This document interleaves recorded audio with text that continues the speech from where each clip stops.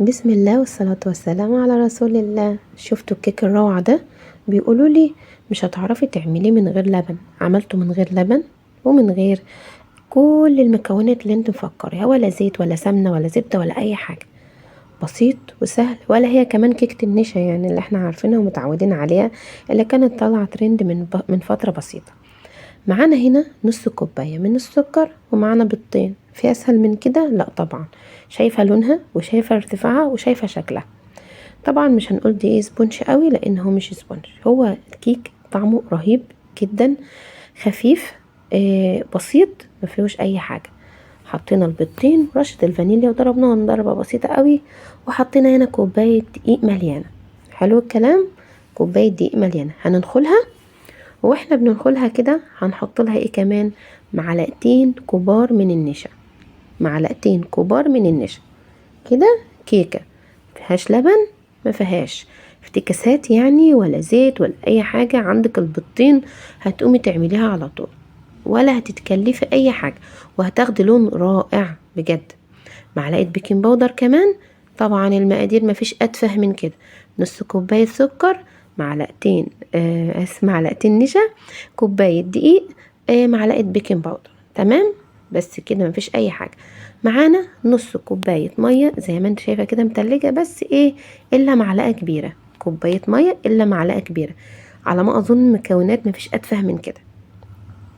واحنا شغالين دلوقتي هنكون مشغلين الفرن على درجة حرارة 200 لغاية ما تخلص، وبعد كده اول ما ندخلها هننزلها شوية تبقى على 180.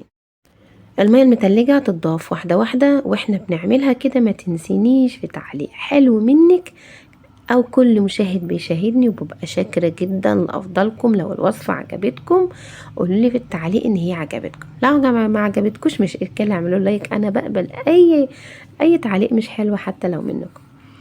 هبتدي اضربهم كده وهنزل بالمية حبة حبة. مكونات بسيطة، عايزين نعيدها تاني مع بعض. نعيدها: نص كوباية سكر، عليهم بيضتين. على فكرة يا جماعة، بالمناسبة السكر المستخدم زي ما انتوا شايفين سكر اسمر عادي بتاع التموين، يعني سكر عادي بتاع التموين. وشايفة الكيكية عاملة ازاي، يعني اسمرار الكيكة مش بسبب السكر، في عوامل كتيرة جدا.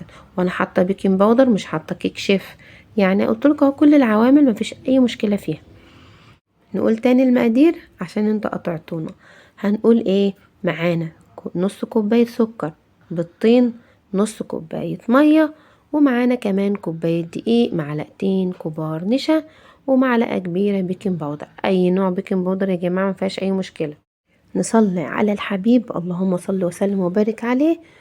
ونجيب صينية كده عادية، اللي انا حاطاه في الارضية دي يا جماعة ممكن ورق الحوش ده بيتباع عادي عند اي واحد حلواني او اي مكتبة تحتك. هنلف الكيك كده زي ما احنا عارفين، وندخله على درجة حرارة 180. اول ما ياخد وش، مش هتقعد كتير طبعا لان هي الصينية عندي كبيرة، عايزاها اعلى، دخليها في صينية اصغر. دخلت وطلعت الخلة زي الفل. نبتدي بقى نقلبها ونقطعها. بص انا عايزه افرجك على اللون بتاعها يا جماعه، اقسم بالله سكر تموين، ودي عادي جدا ومن غير لبن عشان تقولي يبيضها، وبيكنج باودر عادي من غير كيك شيف. يعني بصوا يا جماعه، حاجات سهله وبسيطه والله. بس نصفي نيتنا كده لله، ونقول دايما بسم الله على كل حاجه، عشان بركه ربنا تحل علينا، ونصلي على الحبيب، ونستغفر ربنا كتير. رب يرفع البلاء عنا وعلى كل متضايق يا رب. الاذكار والصلاه على النبي، كل حاجه دي بتنفعنا في حياتنا ان شاء الله. يا رب يجعلها سنة سعيدة علينا وعليكم يا رب العالمين. كل سنة وانتم طيبين، وربنا يجعله رمضان خير وبركة على كل الناس اجمعين يا رب، على أمة محمد. معانا هنا اللهم صل على النبي. هنحط عليها صوص الشوكولاتة اللي احنا كنا عاملينه، ربنا يذكرنا ان شاء الله واحطه لكم في صندوق الوصف ان شاء الله. بسيط طبعا وسهل جدا. وهعمل معاكم كمان، هوريها لكم كمان برضو، حطيت عليها الحليب المكثف المحلى اللي عملت الفيديو اللي فات. خشوا على القناة هتلاقوه. بجد حاجات موفرة جدا جدا جدا جدا. اتبعوا يا جماعة الفيديوهات، والله هتلاقوا فيها وصفات موفرة جدا جدا وسهلة وبسيطة. لغاية هنا يا رب أكون عجبتكم، يا رب أكون عند حسن ظنكم. أترككم في رعاية الله وأمنه، ويا رب يا رب تناموا كده وتصحوا على ذكر الله، ويكون ربنا يبارك في حياتكم. السلام عليكم.